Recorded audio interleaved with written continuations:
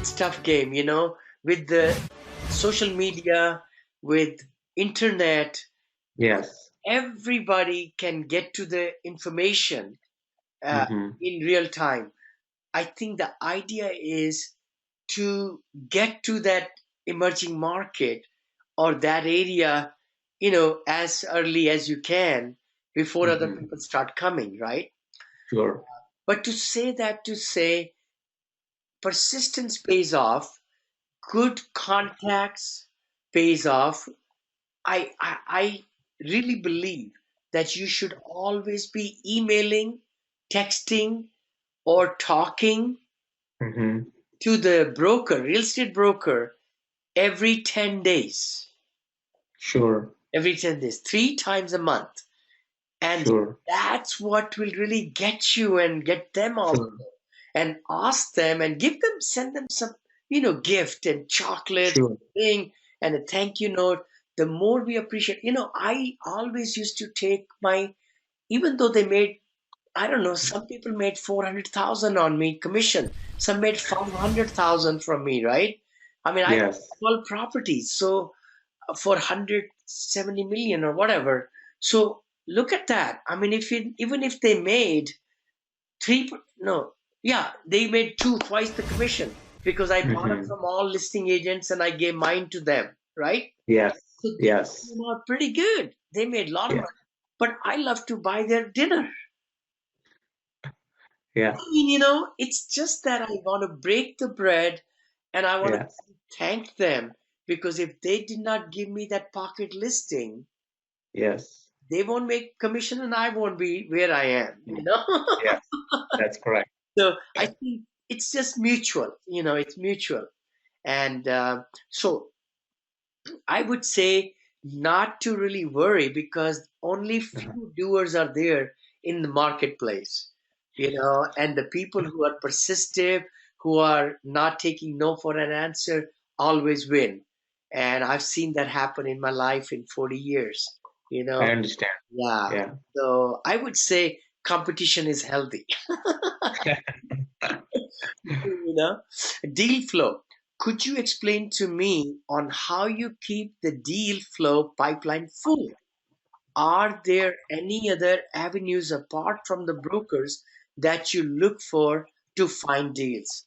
Very good point. Very good point. One thing I would like to mention is that you want to clobber. Mm-hmm. Clobber is the word in that market. You want to talk to property managers Mm-hmm. because remember, property management companies are only managing the asset that they under them. Mm-hmm. So you want to talk to 4 or 5 property management companies, Mm-hmm. and especially the ones that are in the 100 unit range. In your case, Yes. I Yes. don't want to spend time with somebody who's managing 10 units or 20 units because That's correct. they Yes. will not do a good job for you because they are Yes. not right for you, right? Yes. So that's a very big point. You want to really talk to the property management companies, and I believe in the tree. Just like a tree has one root, but it has Mm-hmm. so many branches and so many leaves, I Mm-hmm. believe the same way in any given area, different sellers of Mm-hmm. homes and even multifamily and everything, they Mm-hmm. have different relationships with different brokers. Mm-hmm. So if I Yes. say that I'm going to put all my eggs in one basket with one broker, if he's going to only bring my bread, bring my deals, that's not a good attitude. We need to Mm-hmm. really look at That's who right. are the top brokers who are listing quite a bit properties in multifamily and then Right. make friends with them and Yes. deal with 10 of them. Why not? You know, Yes. and just put them on an Excel worksheet. And then you are able to, I even do it on my iPhone, because in the Yes. iPhone, in the notes, you can keep on talking and writing right there. Yes. And then you Yes. say, by the way, you know what? I talked to you on this day and this time. they will Yes. totally get floored and they'll say, Yeah. oh my gosh. know? But then you want to also give them confidence that you have equity money ready. You have Mhm. equity money ready. That's the word. Mhm. Mhm. Because otherwise, if you say that it's going to be syndicated, oh, oh, Mhm. oh, syndication word is a wrong word for lender and for the brokers. You just, Sure. I have investors who are going to Uh, work with me and we're going to, close on the property. I have investors. That's the word. sure. I have investors who have, we have equity already raised, and then we'll be able to purchase this, and they will give you a lot more. They'll put you at a higher level, and of course, once you buy one, oh Mhm. my gosh, you are a performer then, you know? Yes. And that's what Yeah. happened with us. 26 properties before, we had zero. But once we bought one, then we started looking into more and more and more. We bought seven. I think six or so that's the Wow. Midland. Six of them, you know and the brokers knew that, oh boy, these guys are really good, they're closing on. And so that's what they want to do. They want to make sure that you are able to close. Hmm? you know are you still there? Uh, Yes. okay, let's see now. Yes. Okay, thank you. Let's Hear go me? here. Oh, how are you doing on time? I know we went way over. I think we are right at about to 1.5 hour. I know. I love it, I love it. Starting to record. Yep. And where were we? When brokers bring the deals for you and they are not in your target area, how do you say no without discouraging them? Good point.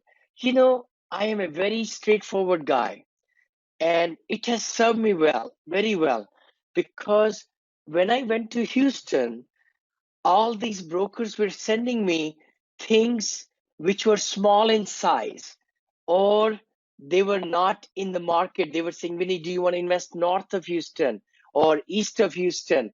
But that was not my area. So I told them, no, I don't. Please don't waste time. I even got some people who wanted to um, be buy broker. I started getting listings from some brokers. They were not the listing broker. Wow. Are you there? Yeah. Can you hear Yes. me? Yes. Okay. So Yes, I I can. told them, I said, you know what? I'm sorry. I'll be wasting your time because I do not buy from buyers brokers, and I didn't want to. I want Right. to show respect to them Mhm. because their time is valuable. And that helped me a lot because then they started Right. giving me what I really wanted to get.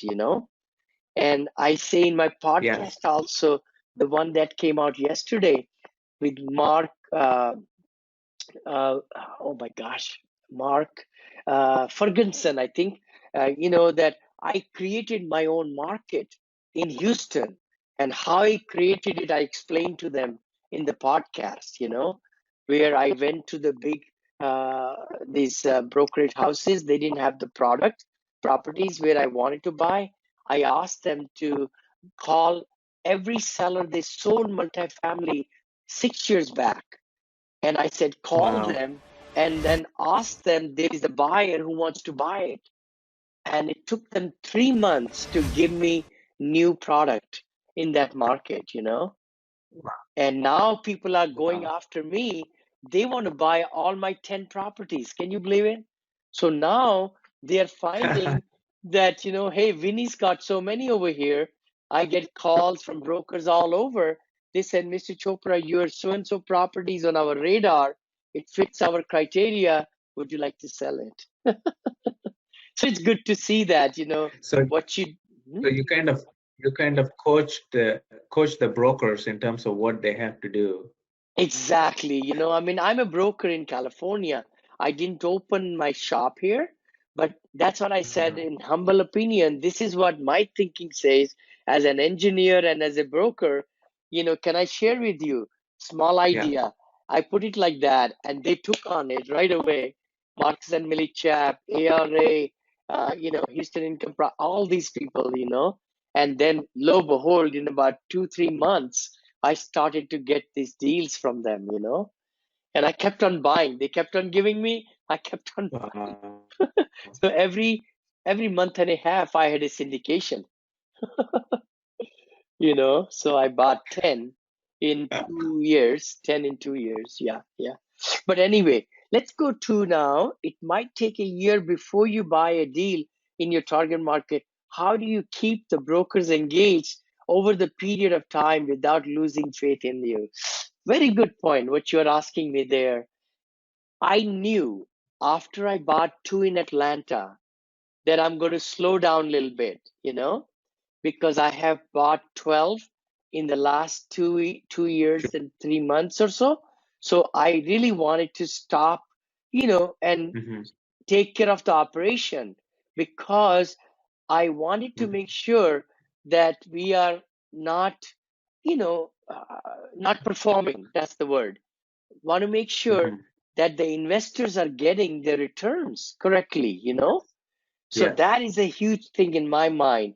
So that's why I Sure. stopped, and I told my Atlanta brokers also, hey, Vinney Mm-hmm. just closed on $23 million, and I'm not Mm-hmm. going to purchase some for give Mm-hmm. me some time.